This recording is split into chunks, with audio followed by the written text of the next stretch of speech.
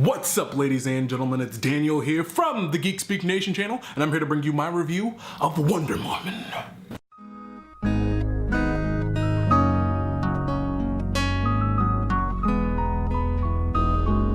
So, finally, here we are.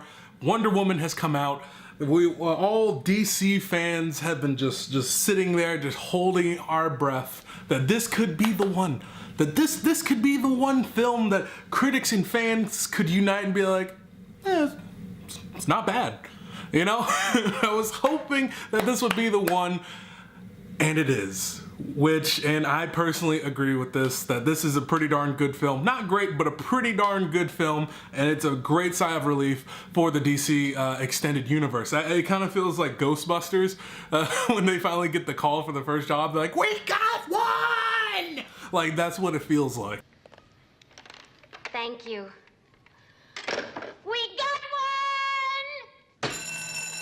I think the number one thing why this movie works for me so much is because of Patty Jenkins' directing. I think Patty Jenkins did a phenomenal job with this film. It's been a while since she's done a feature film. I think it's been over a decade, but I know she's been doing a lot of stuff in television, doing a lot of producing, so she's been keeping herself busy, but it's good to see her behind the camera again and working with talent and bringing talent out. I mean, she directed Charlize Theron to an Oscar with Monster, so I mean, this woman knows how to direct, and she does a darn good job in this movie.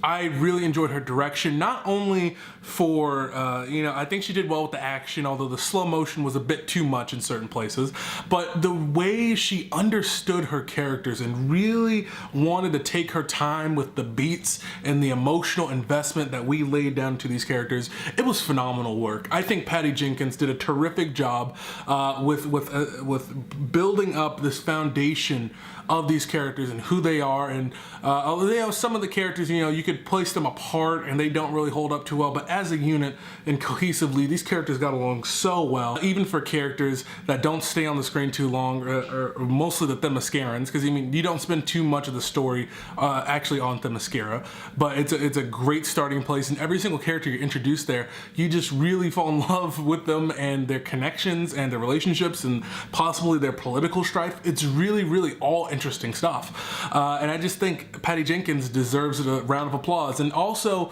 the decisions she made for where her inspiration would come from, it was really, really key with making this film. I think she talks about how she grew up and just loved Donner's original Superman film, and there's plenty of homages to that, and also Indiana Jones, the first one, Raiders of the Lost Ark. There are many references to that, not only in some of the scenarios, but also the spirit as well, that spirit of adventure and discovering something that is not always good and not always great. In this case, the setting of World War I, even though she takes a lot of inspiration, they come off as homages and not rip-offs, and I think it works very, very well. So hats off to Patty Jenkins, and also the direction she chose for choosing to put in color. Her and her cinematographer did a fantastic job with the color palette. It's bright and astoundingly gorgeous on Themyscira in the first act of the film, and then it transitions into this dark gray but not monochromatic palette. I think that's the difference between Patty Jenkins' color palette and then the ones you'd see with Zack Snyder's color palette. Although she chooses the same exact colors as Zack Snyder does for her bringing her characters into the real world, they're the same exact color palette for the most part, but the difference is that she's not afraid to put color in there every now and then to reveal more about characters or situations and how people feel. She lets colors pop even in the most darkest of situations, while with Zack Snyder and his directing, it just stays the same. It just stays the same palette. It stays the same overly gray or blue, dark blue color. It stays monochromatic, but she just lets it shine and is able to do different things and creates this unity in the DC cinematic universe, even though there really shouldn't feel like there should be one. She makes it feel as if whatever she was doing in the beginning felt like its own separate world, but it blended in perfectly with the world that Zack Snyder has created, and is very respectful to that, but at the same time is able to add something that's, I feel like, has been missing from these DC movies, and that's hope. Hope in these characters and in the scenarios and what these characters stand for.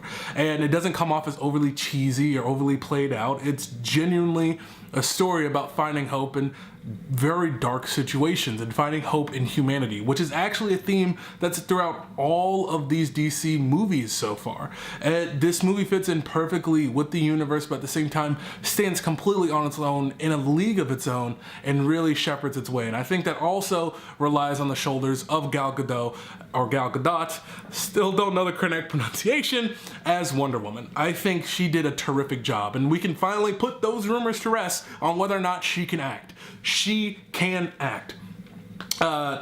Now, that doesn't mean she's perfect, doesn't mean she's the best. She's got little shaky moments in there when it comes to her acting. Sometimes when it's her arguing with another person, I feel like along with the accent that she's battling with, plus trying to make sure that she's delivering the correct emotion in that moment, it feels like there's like this battle going on between the two. But besides those shaky moments that she has, I truly think she does a phenomenal job in this film, and without her, this film completely falls apart. It just does. Gal Gadot just does a terrific job at bringing emotion to the character, this deep emotion to the character when it's needed. You believe all the relationships and connections she has to these people. You believe her naivete and curiosity about the world around her. Gal Gadot just does a phenomenal job with this role and brings it all to her own and really sells it on the physicality. She has it sold completely on that she can fight and that she trained, and you believe her to be this awesome Amazon princess. She really sells it all the way and does a terrific job. And that also has to do with her surrounding cast. Her supporting cast is phenomenal. First thing about Steve Trevor, he does a terrific job with Chris Pine in the role. I just think he's great. Really, in anything he does, he's just a terrific lead. If you haven't seen Hell or High Water, highly recommend that, where he's in. But he is just one of those actors where no matter what role he's in, he's able to bring a grounded, everyman person or everyday human being quality to his role. I think he does the same thing that Rosario Dawson does excellently. That no matter what project they're in, good or bad, they add this grounded sense of realism to it and this relatability to it, no matter the project. And I think in this project, it works perfectly. And I think he is a perfect fit in this role, and his relationship and his banter and his genuine love and care for Gal Gadot's Wonder Woman just comes off so great. And it's so romantic. I think that's a thing I feel like I've been missing. You feel like you're missing in movies nowadays. It's just some genuine, good old-fashioned romance. Just some honest to God, just you believe these characters and their relationships and their affections for one another, and you just completely eat it up. You buy right into it, and you're just having a good time, enjoying the connection that these characters have, and it feels so genuine, which is so refreshing. I really enjoyed their relationship, and also all the supporting cast and the team that joins her on this mission, and also the Themyscirans. Of course, Robin Wright is phenomenal. Don't forget to check out my House of Cards review. Well, she's also in that. She's a great director, but also is a great actress, as she proves in House of Cards, and she also proves in Wonder Woman. Even though the Themyscirans don't get much time, she does great, as well as Hippolyta, Wonder Woman's mother. She just sells it as this protective mother, someone who's caring but strong and fierce. All the Amazons just came off correct in their interpretation, and I just think that Patty Jenkins did a phenomenal job with it, and I really hope they come back for a sequel so they're able to explore more with the canon of the Amazons. But with that being said, guys, there wasn't all just peaches and cream and all hunky-dory. This film had some problems with it. But it has a problem that most superhero films, well, have nowadays, from every Marvel movie for the most part to a lot of DC movies especially, and even Logan had the same issue. Villains suck. I don't know what it is, man, but we really got to break out of this funk, guys. We need better villains in our DC and our Marvel movies. We deserve better, and we should ask for better. It's not that this villain was bad. It was just they tried to do too much with it at the very end. There's some twists and turns with the character and the villain's motivation, and it didn't really tickle my fancy all too much. I think that was a little weird and whatever, and it just ends up in the typical third act CGI slugfest. But with that being said, I don't want to talk too much about it right now. We can get more of that in our spoiler review and get more in depth about the villain and their motivations and how those all played out. But just know that for me personally, I just think it was a little bit weak sauce, and it could have been done better.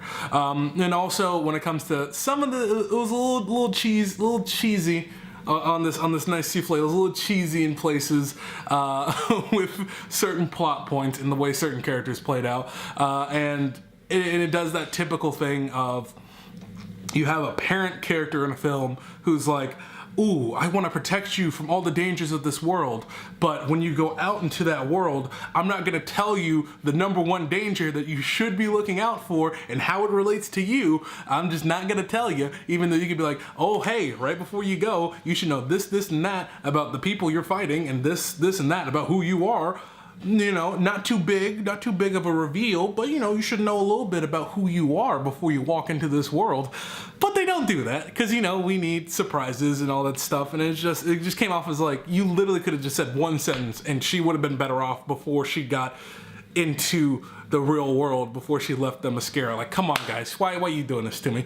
Besides that, and some scenes that are like, now looking in hindsight, should they even really be there? After you get some more reveals about the villain and the context of the story, some scenes are kind of like, oh, well, I don't feel like watching these. I want to skip these because they're honestly almost literally pointless when you think about a second watch through. But it still doesn't take away from the fact that this film is enjoyable. It was awesome. I felt so empowered watching it. I felt like this is a film that doesn't just empower women, and it doesn't do it in the way of like girls rule, boys drool sort of thing. It does it in the sense of promoting this equality and promoting the best of each individual to come out and promoting the best of humanity to come out. And honestly, I think that's this film's strongest strength, is that it is just genuinely about hope.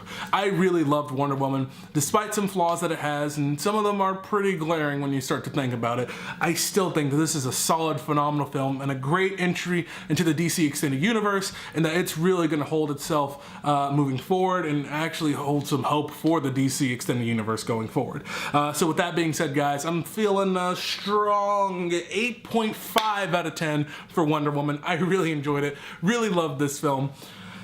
Man, such good stuff. With that being said, guys, of course, this is the spoiler-free review of Wonder Woman. So go down there in the comment sections down below. Let me know what you sorry, I had to look over my computer. I have another video exporting. I was like, what happened? I thought it stopped. Anyways, let me know what you thought about this film in the comment sections down below. I'm not even gonna cut that out.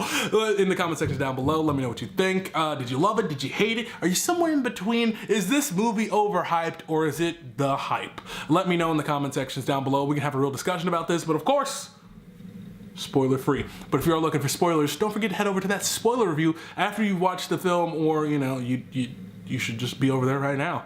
Let's go. Let's get it going. Let's talk about it. Let's have a little chitter-chatter.